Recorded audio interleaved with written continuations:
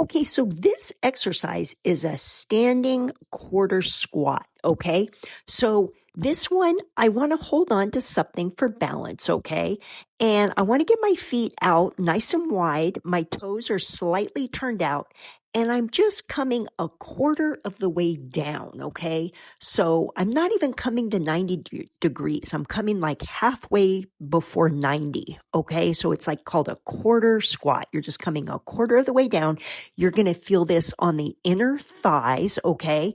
And notice how when I start off, I'm holding on with both hands. So you can do it that way, or you can do it the way, if you're a little more comfortable with it, you can hold on with just one hand, okay?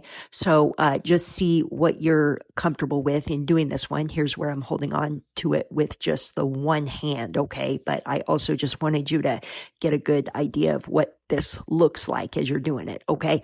So again, this one's going to work the inner thigh, and you're just coming a quarter of the way down, all right? So go out, give this a try, and make it a great day.